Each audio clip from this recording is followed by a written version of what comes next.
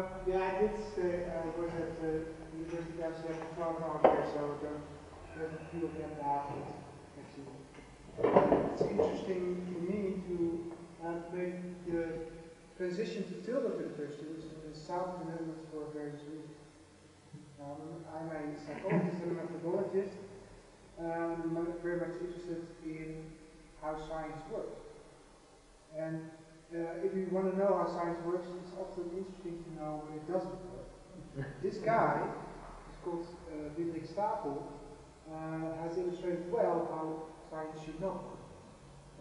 He, as did I, did his undergrad and PhD thesis at the University of Amsterdam.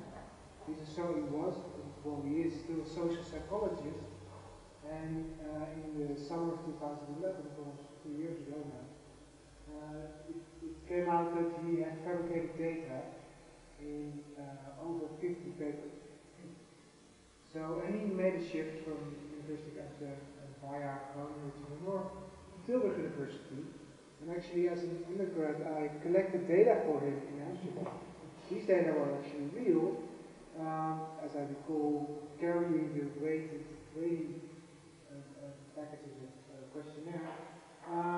And what's interesting for us as psychologists, not only this was a real shocker, but it also inspired a lot of changes within psychology.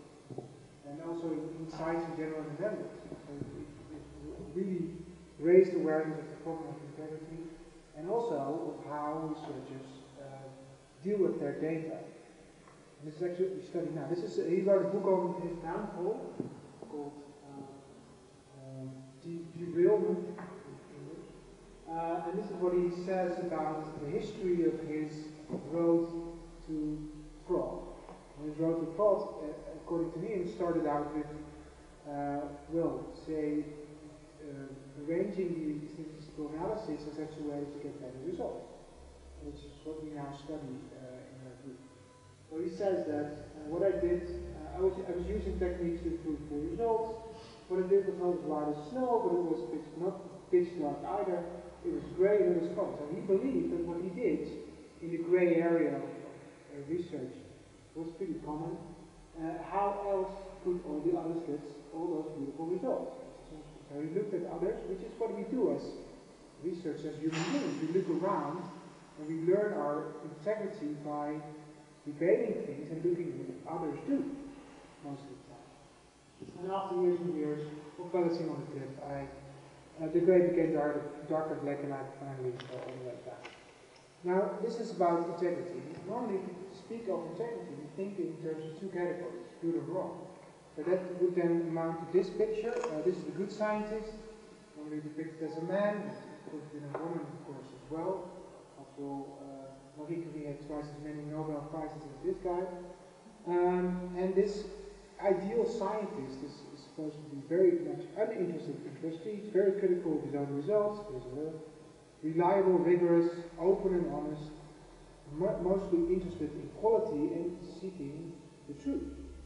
Now, I've been around in academia for 15 years or so, and I know about the image of the ideal scientist, but I've never ever encountered one of these scientists. I don't know if you did, maybe you did, but I didn't have the privilege to meet Nobel Prize winners.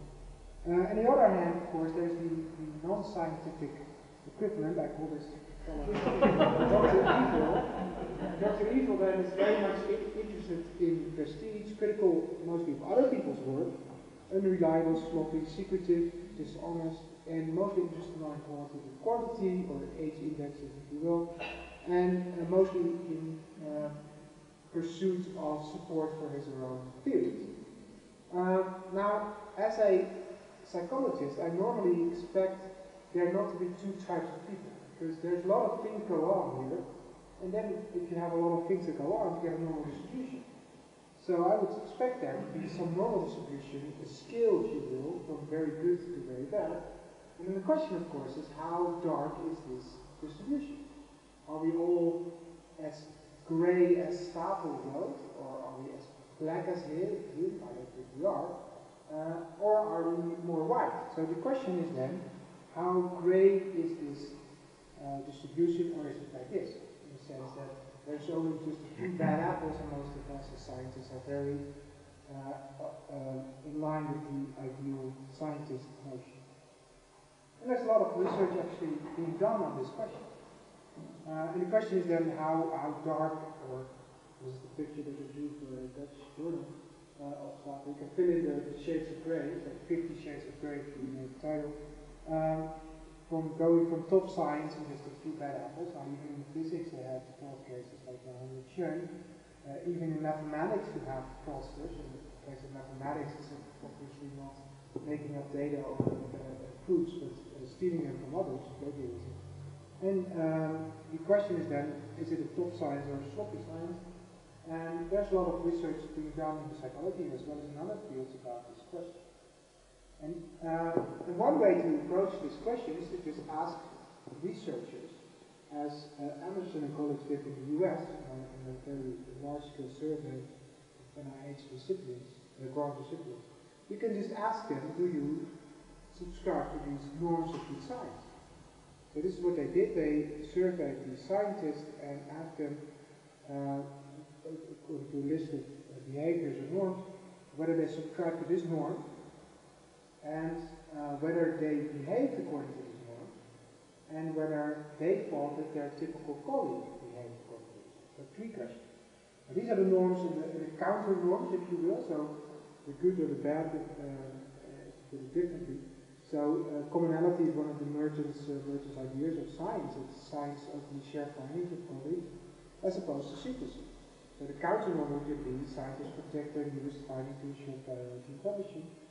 Universalism, scientists evaluate research only on its merit, not according to who does the science, as we should, as we have learned.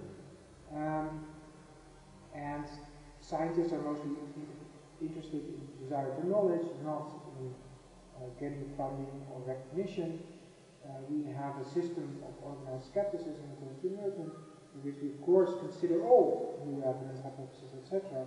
on the basis of content rather than on the basis of our dogmas. And we as scientists are pretty much capable of governing ourselves by looking at each other's work through peer review. And of course we're more interested in quality as opposed to quantity. So these are the norms and counter norms. And the question was very simple. The respondents were given a list of these questions, and this is what they indicated when asked whether they subscribe to the norm or the counter norm. So this is what you get here for subscription. So and this is what you see there is that over 90% of the both mid-career and early-career scientists, and this is a very, very large number of people anyway, the proponents of scientists do subscribe more to the norms of good science than to the counter. So this is the good news. We have a very clear normative system in science, and over 90%, or even 95%, if you see in the middle, subscribe to these norms, and only a handful of researchers indicate that they are more in it for the money, if you will, or for good resumes, as opposed to getting it. So this is the use factor. Then the question, the second and the third question was, do you behave according to these norms? Do you do this, practice this in your work? And the third question was, do you think that your colleagues work according to the norms? And then it looks very weird in a way. And this can't be right both at the time. So what you see in the middle here is, is your behavior in line with the norm? And you see a drop from the top to say 60 or 70% of researchers indicating that they do abide by these norms. But if you then ask them, do your colleagues subscribe to these norms? Do they behave according to the norms? Things become pitch dark. They have a very bad idea about their colleagues. Now this is very weird. This can be right at the same time, of course. This is in line with the psychological phenomenon, in which if you ask people whether they're average, they always say I'm above average. So on average you say you're above average, which of course cannot be true.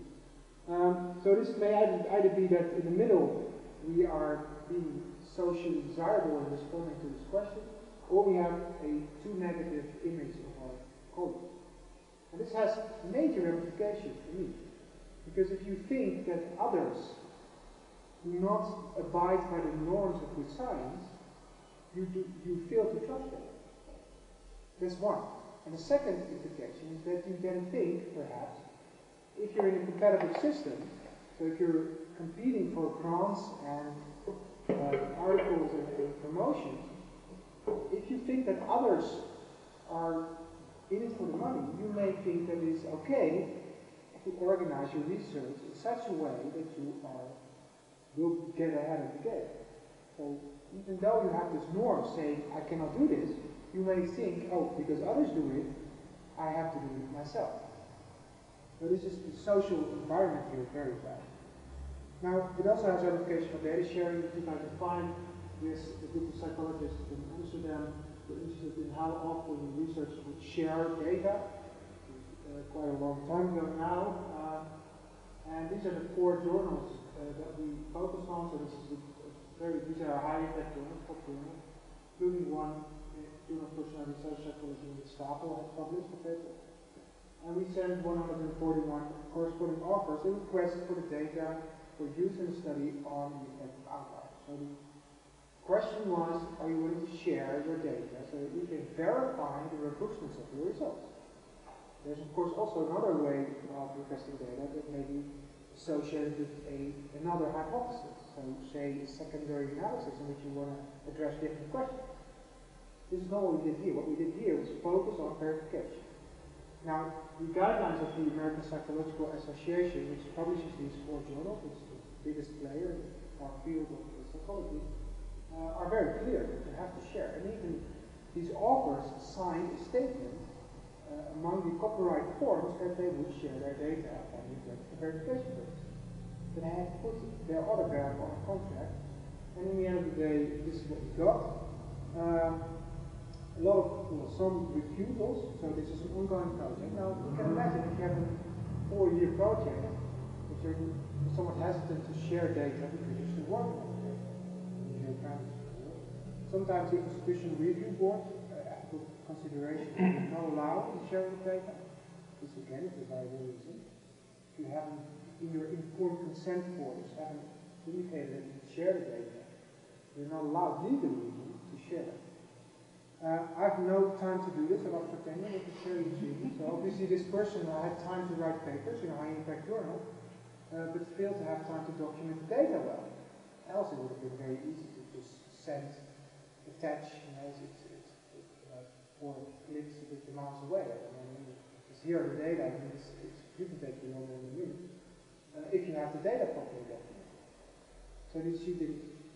My research assistant, postdoc, student left. I recently moved. I have a new computer. Someone else indicated to me in another project, someone I know well, and I asked him for a classical paper, highly science paper. But he still had the data, and he indicated, well, sure, I still have the data, but it's 7 computers ago. Yeah, this is my favorite. I'm afraid the request is not possible. We had just submitted the request, so this is not the. Right? And then we have basis to be patient. This will take me some time. I'll get back to you. I'll send you the data tonight, tomorrow, next week. And then I'll send you the data within a few days. And the last one is my favorite by all means, because I keep track of this one. I'm nearly getting there. I didn't go back there, so honestly, we didn't pursue it further. So we sent 2 reminders, and then after we didn't go back. We're nearly at 3,000 now, but I'm sure. So we'll put it back this is my 2005 computer and my closet. This is what we got at the end of the day. So there were authors who shared quickly, and they have data. Some of them were very well organized, as they should. Textbook, if you ask me. So that's 11%, and I'll remind you that's the original 60%. But 27% of the corresponding authors share some data, and then quite a few were unable, and only a handful refused to share data. And of course there was this no data despite promise. I'll get back to you. That's the thing we're waiting for. Some unbelievable emails and replies after 2 reminders, and that's 1.5 years after publication. Right? So it's amazing that people not respond. So it wasn't very good. Now, at the time, the American Psychological Association, which is a very big player in social sciences, because they published a publication manual, which is used throughout most of the social sciences, as a guideline, not only in terms of style of writing articles, but also a guide that indicates what you should do with the data, what you should keep it for, say, 5 years. And the APA was in the process of reorganizing that, revising the publication manual. And they indicated to us after this result, which was published in the APA journal, that they would look at the guidelines. They had some committee looking into that. They discussed it with the editorial council, but it's 50+ editors of the biggest journals in psychology. And they said, well, yes, we should do something, it's very important. And then, in the end of the day, when they revised the publication manual, they actually made the situation worse. That means that they didn't, what they did actually was that they indicated that you have to sign a contract with the, as a requester of data, you have to sign a contract with the original author, indicating the degree to which you can use these data. Also, authorship expectations, so and whether you are allowed to publish or speak about the results of a reanalysis. So that's pretty weird in my view. But this is what is now in the publication note. The publication note where they indicate, so the situation is very simple. If you are critical of someone's work, you send an email and say, oh, this is an interesting finding, obviously, you work with blah, blah, but it may be so that if you realize the data in a different way, you may get a different result. Can you please share with me the data for the analysis? Then the original author is allowed to say, according to the publication manual, oh yeah, sure, interesting idea. I demand to be co-author on your paper. Which of course is completely weird because the both parties disagree on what is used there. So it's a bad situation in some cases. Now, then the summer of 2011 came, the Stapel affair broke, so people were worried about it. And in the meantime, we had done this study. This study is a very simple study of double-checking the accuracy of the results in a paper. But the idea is that if you read a paper like this is typical for psychology, you get some F tests here, and you get a degrees of freedom and a test value and a p-value. So this is indicated to be significant. What you can do here is double check this p-value. Just put it, you can do it in Excel or whatever package you have, to see whether these numbers give you a p-value of 105, which is then indicated here to be significant. If you recompute this, then you get p over 6. So it's actually not significant. This had been done in a couple of years before in Nature, British Medical Journal, and the Psychiatry Journal, and they found quite a lot of errors there, which is weird. So we decided to double check a lot of the results, 250 papers. Marianne Bakker did, which is in Amsterdam, and we computed almost 5,000 p-values from no hypothesis significance test. We do here, we checked for consistency, and in half of the papers, slightly less than half, we found at least one error in reporting of statistical results. And this is a very shallow test of accuracy of reporting. Right? So you don't have the raw data. If you have the raw data, you find much more things, perhaps, that may be in error. Now, this contains any type of error that cannot be due to rounding, etc. We also looked at errors related to 4.5, that is to say, errors that speak to the significance of the effect. So that really indicate whether the conclusion is drawn is borne out of the data. And in 15% of the papers, we found one or more of these errors. So 1 out of 7 papers published in peer-reviewed journals have at least one error in the reporting of results that are relevant in terms of conclusions. And these errors predominantly get a better result. So this is bad news. For psychology, it's also, as I indicated, these errors also appear in Nature, British Medical Journal, and in other fields I'm sure. So it's not specific for psychology. What may be specific for psychology is that psychologists do their analysis themselves. So we teach our students at the freshman year to analyze data like these. So every psychologist ought to know the types of analysis that are common in the field, so they do their analysis themselves. Which is different from perhaps in medical sciences, where you have more division of labors and specialization of the statisticians.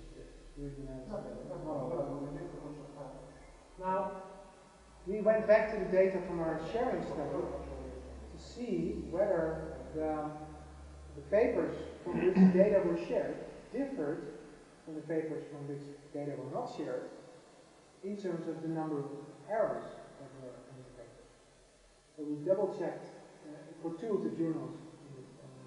In the sharing study, we compared two groups of papers, and the hypothesis is very simple. If people don't share data, that they are more likely to make errors. And this was clearly the case. This is from 21 papers in this study, from which data was shared. There were some errors shared, but it's only one in these, third, 3 to 10%. No errors there. And this is where data were not shared. When data were not shared, and this is in the same journal, so a very comparable design. Because we found one error here, but also one paper with 7 errors in the result. Now this is all errors, so including a 0.001 reported as being smaller than 0.001, so this is also fairly inconsequential normally.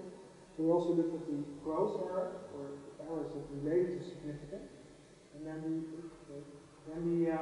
difference is more apparent in the sense that among the 21 papers from which people did share data, there were none of these serious errors, and the 4 of these papers from which we didn't get any data, there were errors associated with significance. Now the problem here, we don't know what's going on. This is a correlation study. All we do know is that if there are errors in the statistical results in the paper that are so evident you can double check them on the basis of T or F statistics, it's very desirable to be able to double check these analyses.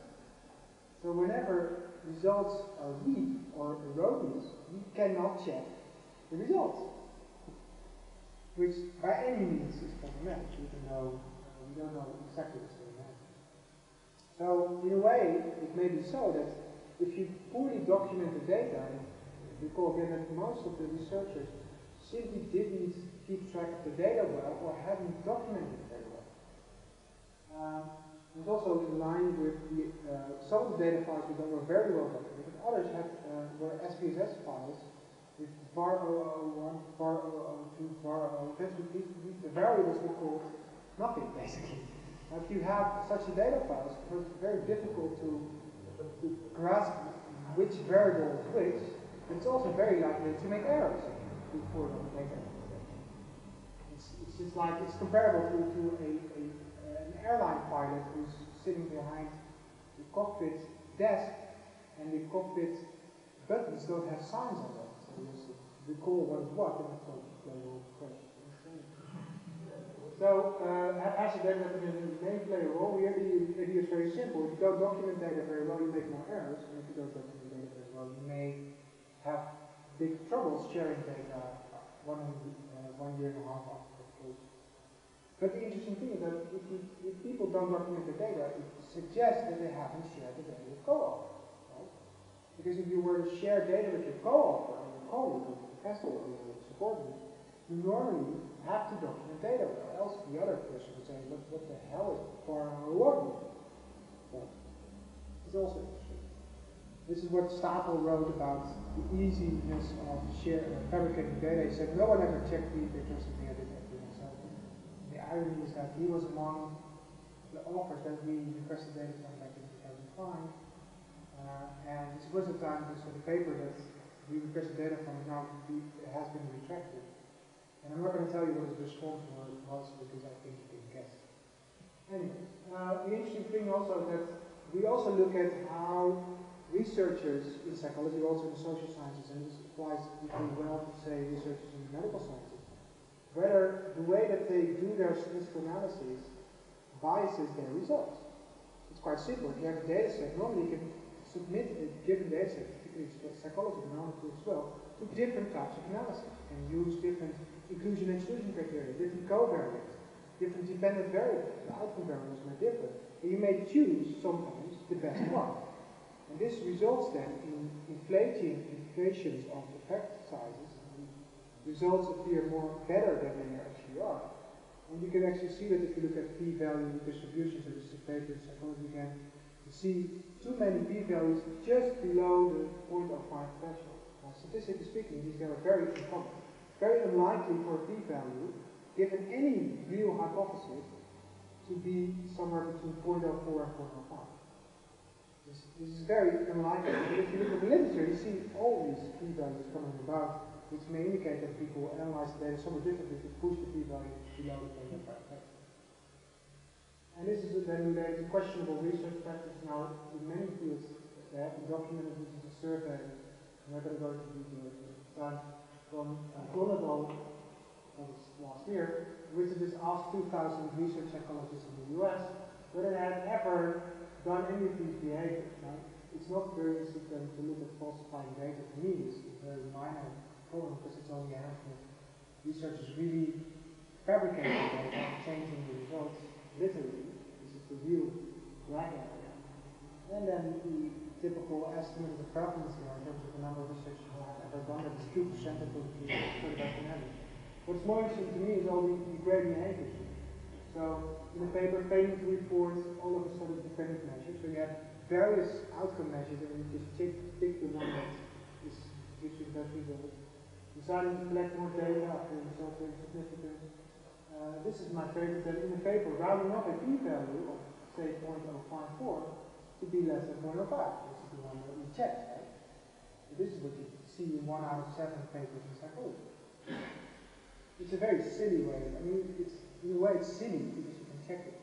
But it suggests that people feel that they have to report a very small number in order to convince you. So it's a strategy as well. That honest researchers feel, although they know that this is not right, feel that they have to report results differently in order to get fast peer reviewers. And it's biased results. It's not in the interest of the peer reviewers or the scientific endeavor in general to have research becoming dishonest in reporting on results. So in a way, the problem also associated, I think, with the review being too negative for that. There's also some other things. Now, what I find most interesting about this is that if you ask people to report outcomes, they tend to be slightly dishonest. So this is an experiment I want to show you. That's done at Amsterdam. So what it does is, so participants come in. They are asked to throw a dice in the middle of a cup, and they do so in a closed lab space. So no one is there. The instruction is given by computer, and they're asked to throw the dice in a cup, and then are asked to look at the hole in the cup to see what the outcome is. Now this is a way of throwing a dice in which no one will ever know what you throw. Right? So no one will actually know what the outcome was. But the outcome determines the fate. So 1 would give you €1, this is $1, and a 6 would give you €6. And this is a classical experiment. Economists would say it's rational to always say 6. That is a rational choice. Of course it is. You will never be checked. And you want to maximize your profit. But this is actually not what people do. What people do, if they throw the dice once, is report, and this is the result from one of these experiments that most of them show the same result. This is the expected value, so 1 out of 6 should be, so it should be uniform distribution if people report truthfully. So there's a slightly lower probability of 1s and 2s, and there's a slightly higher possibility of 4s and 5s. It's not that many 6s. This is an intriguing phenomenon. So this is very fascinating. Why? Because people have to still feel comfortable. They have the self-image of being truthful and honest. And if they report a 6, they may think, I'm an honest person. And perhaps if they throw 1, they may say, it could have been 4, let's just say 4. But people don't lie that much. This is because we want to protect our self-image as a good person. But it's a very important result in terms of integrity. We have our own check in place, our consciousness, if you will, that it keeps us from lying too much. So I think that researchers do the same thing. It's a chance process. You do an analysis, you may think that it's not significant that you have to do a guided through on whatever. And this is one throw, right? If you let them people throw multiple times and let the first throw count, things change completely. So now the instruction is you may throw as many times as you want, but the first throw, the first outcome determines your play. Now typically if you get that instruction, people throw 3 times. And this is what comes out of that.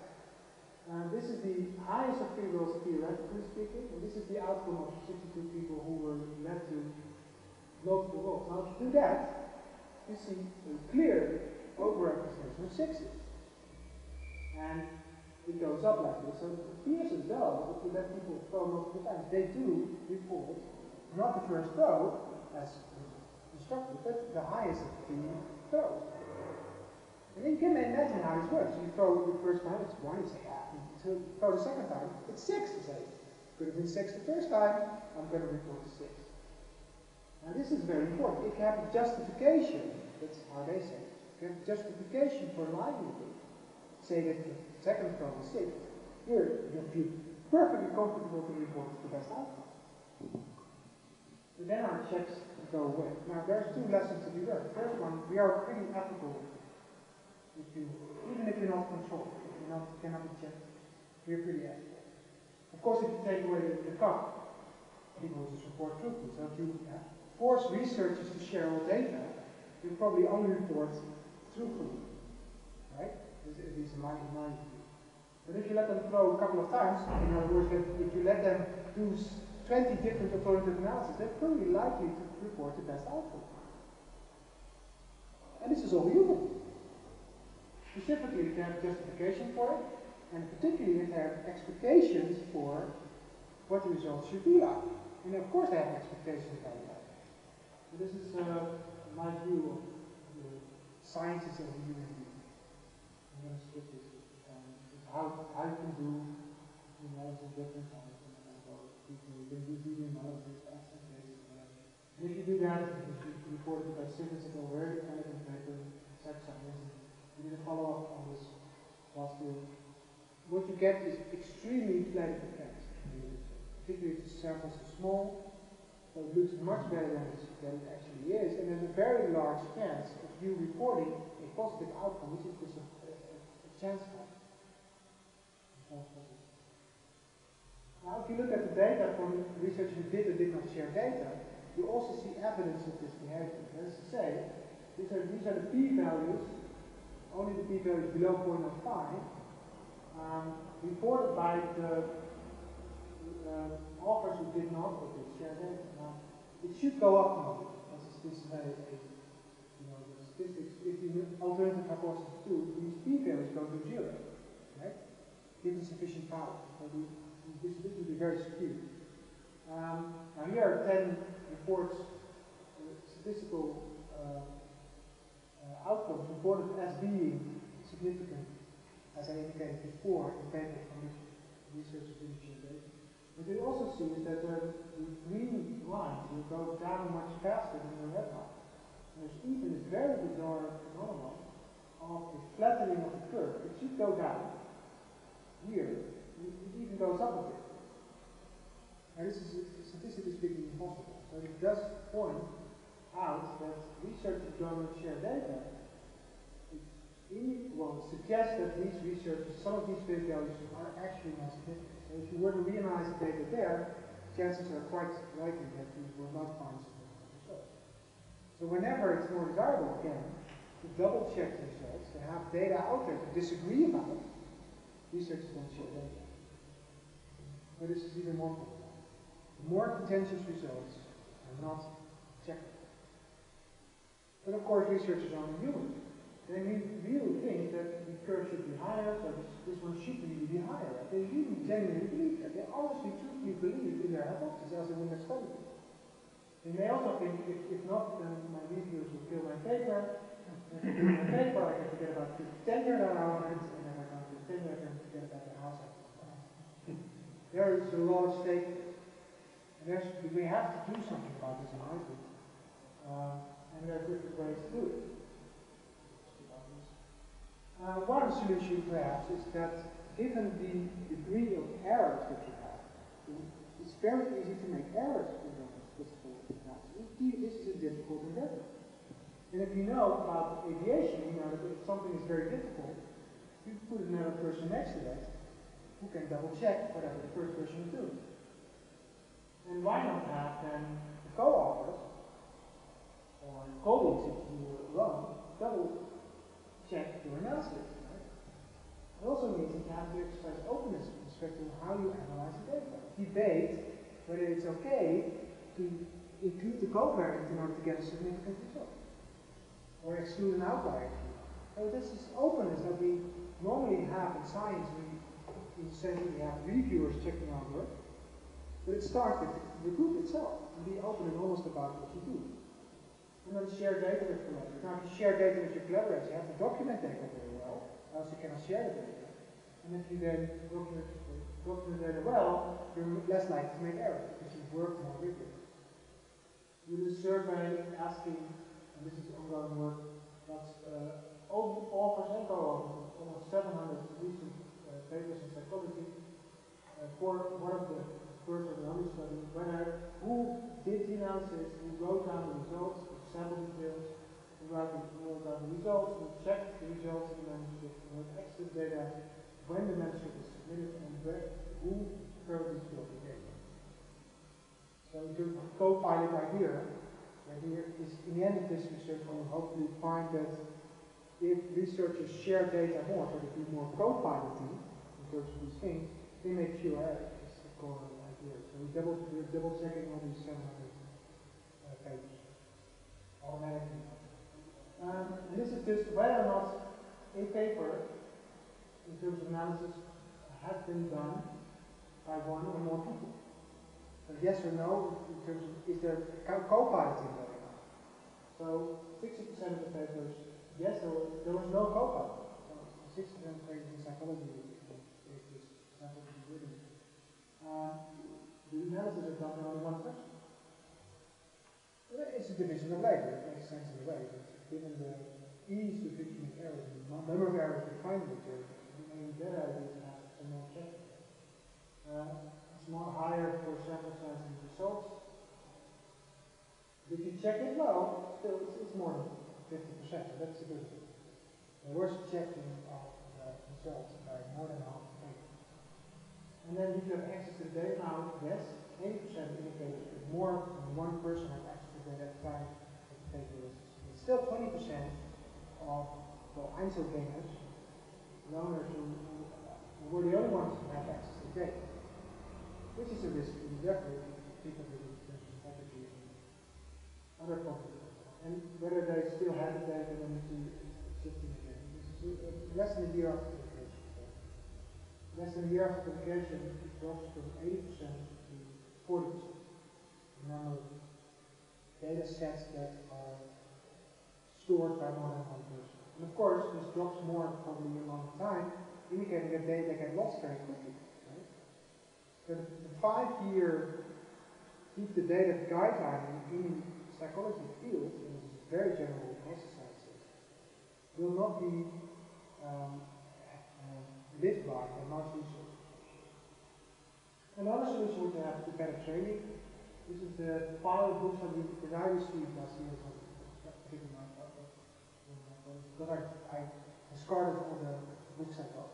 As a teacher in research methods, you get a lot of books from publishers who are hoping that you will include that book in your curriculum, because you can sell 400 copies a year in your freshman book. And this is the pile that my colleague got.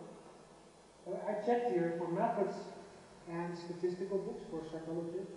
First, whether there were any ethics chapters. Now this is a guideline that you have to indicate for psychology.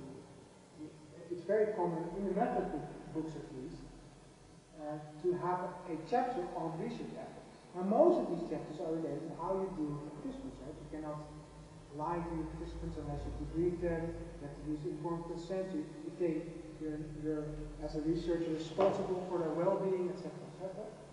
Most of them, these chapters did not include anything related to research ethics, meaning you should not, you should share data, or you should not fabricate data and falsify it, plagiarize.